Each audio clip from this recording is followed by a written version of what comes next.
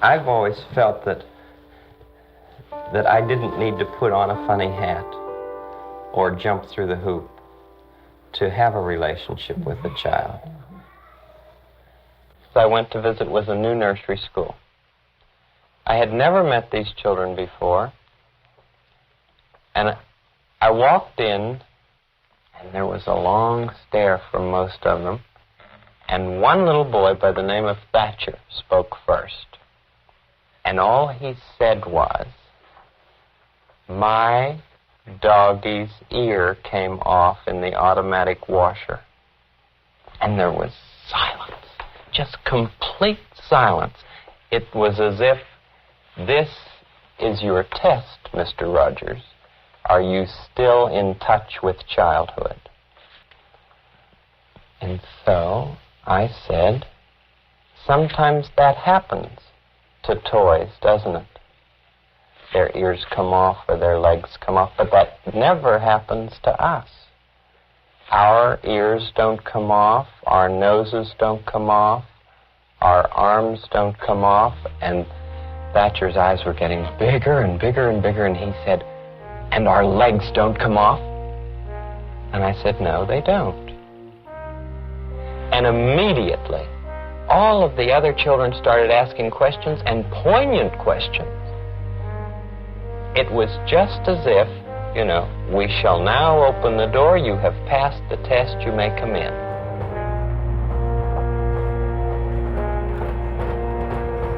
And what he wanted to do was to take all of that he learned in television work, add to that a sense of ministry and the child development background.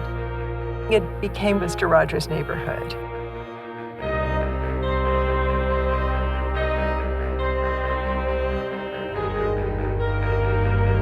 A neighborhood was a place where, at times that you felt worried, scared, unsafe, would take care of you, would provide understanding, safety.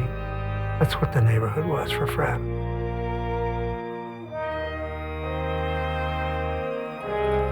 Television has the chance of building a real community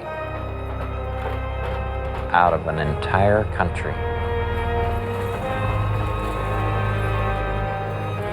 The neighborhood is not a fantasy place where all these different people got together and everything was happily ever after. When you have diverse people together with their different opinions, you have conflict. And that's what happens in the neighborhood. You have conflict, real conflict.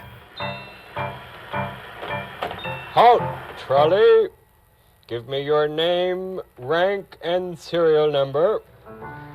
King Friday the 13th establishes border guard. King against change.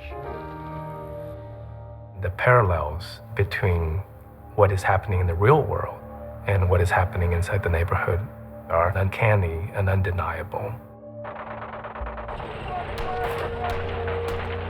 In 1968, the country is at war. He can go on fighting longer than we can. Frightened, meow. There's nothing to be frightened about until somebody starts shooting, Henrietta. Meow, meow, start shooting, meow.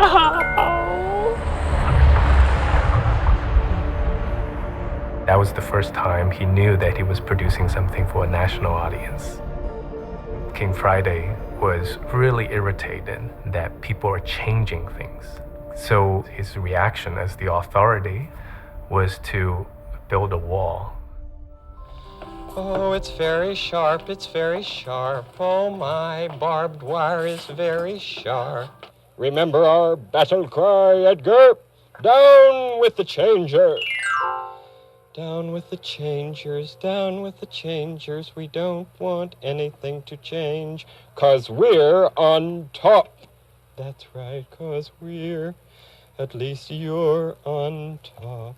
I can't believe what a broad area we covered. Edgar, what do you think he means by any trouble? Fred didn't want you ad-libbing putzing around with the words, because he was always trying to get a message across in every show. I want there to be peace in this neighborhood. It's been a hard time for everyone. Well, I really do hope that what you say will work. Do you have the tags on the bottom? Yes, I put them on. Look, see if you like them. Good. Love, this one says. And then we float them over into the castle so that Great Uncle Friday will know that the whole neighborhood wants peace. Paratroopers, fire the cannon! Hold it, King Friday. What is it? Paratroopers, they're messages of peace. Look at this. Tenderness. Messages of peace? Peaceful coexistence. Wait. Isn't that marvelous? They're peaceful messages, sir. Well, stop all fighting. Stop all fighting now. Oh, superb, superb. Meow, wonderful, meow. That was the first week. That's how it got started.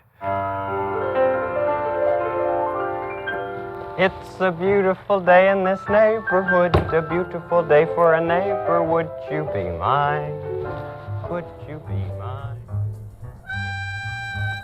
From the early days of Mr. Rodgers' Neighborhood until the end of that program, he came in the door every day the same way.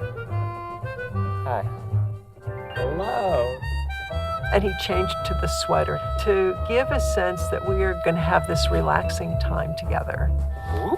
Let's change the shoes.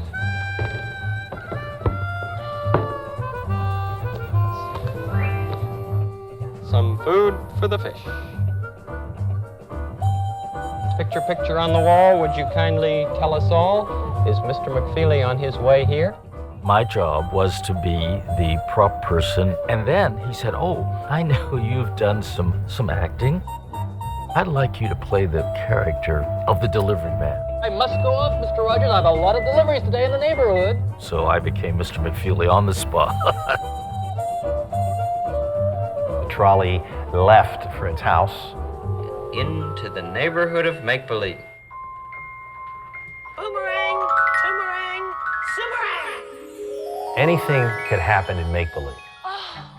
But make-believe was not real. I mean, there was a distinction. Fred never appeared in make-believe. Actors did, the puppets did. There's the clock where Daniel Striped Tiger lives.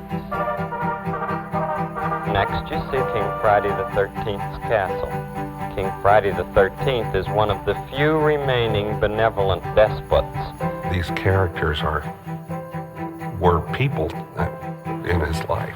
Queen Sarah would obviously be my mom. I'd just like to say what a fine person my husband is. Why, Sarah? None of us like to think of Lady Elaine as my aunt, but we wonder about that. In the beginning, she was a witch. I heard that. Here's a squirt. What can I say? In a beautiful tree live X the owl and Henrietta Pussycat. Meow, meow, beautiful day, meow, meow, neighborhood.